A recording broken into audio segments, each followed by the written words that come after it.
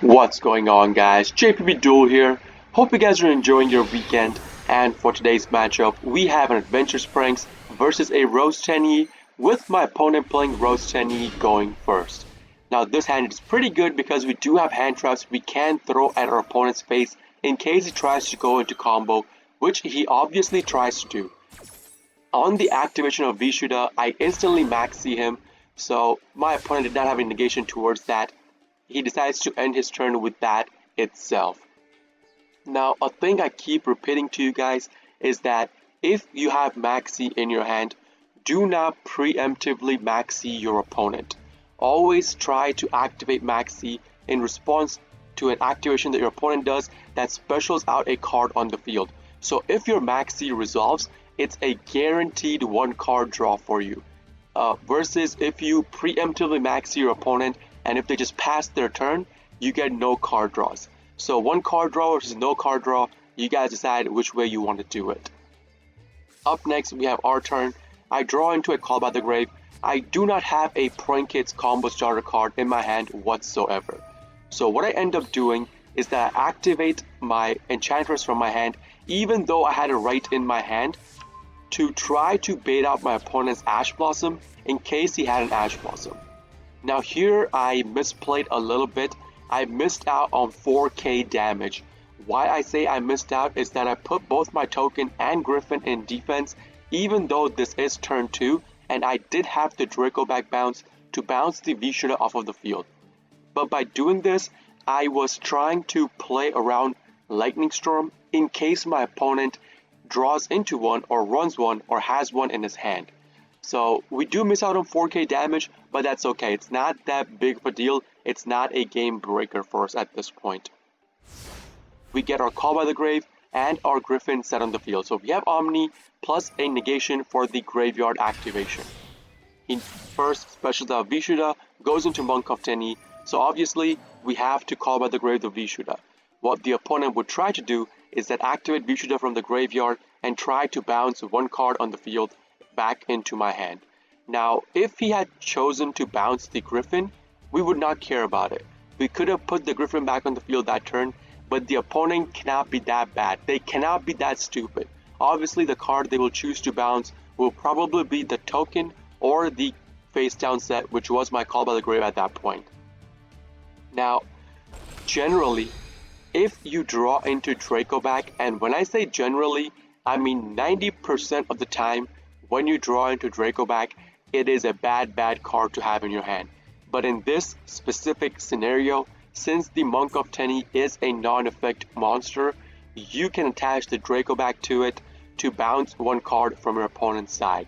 And sadly, my opponent did have it in his hand, so he would be bouncing my Griffin or my token, most likely my token, and we will have to use the Griffin Omni to negate that. So my opponent chooses to bounce my token. We have to Griffin Omni the Draco back, which we do destroy, but he can still attach a Draco back to the token. He chooses not to activate it. That's okay with us. Now he normals out the Rocks Rose to try to search for a rose card. I used my Ash Blossom to negate that. I did not want him searching for the Basil Rose shoot. And then, since he had a normal plus a tuner, he goes into his Crystron Hulk combo.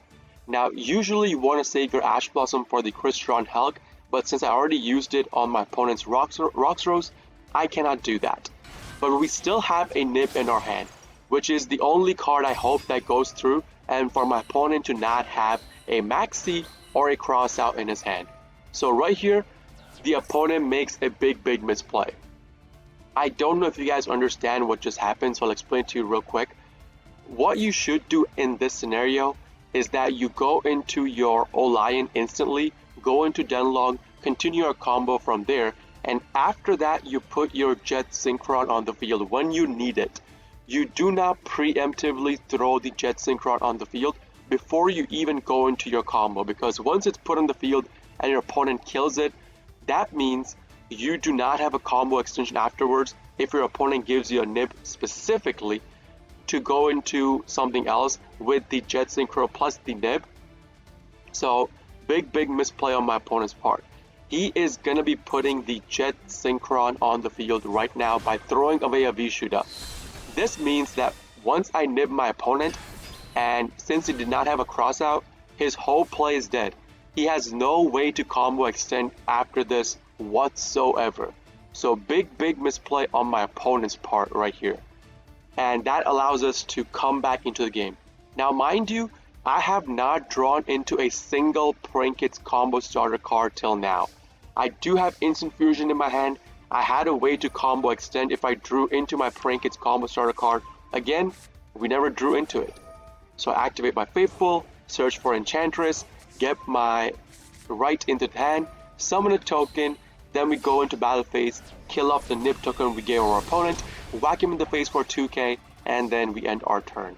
Now I still don't know what this face down card could have been. It could have been a Forbidden Droplet, it could have been a Call by the Grave, but if it was a Forbidden Droplet, he probably would end up using it, and once he draws into a card, he just outright scoops. He did not want to play the game whatsoever. That's going to be the end of today's video, guys. If you do enjoy this kind of videos, please consider hitting the like button, subbing to my channel for more daily prank and video uploads, and if you guys are interested in the live version of all of this, I do live stream on Twitch, twitch.tv/jpbduel. Link along with my schedule and a Discord invite will be in the video description itself for you guys to check out. This is JPBDuel signing off for today. I'll see you all in the next video. Peace!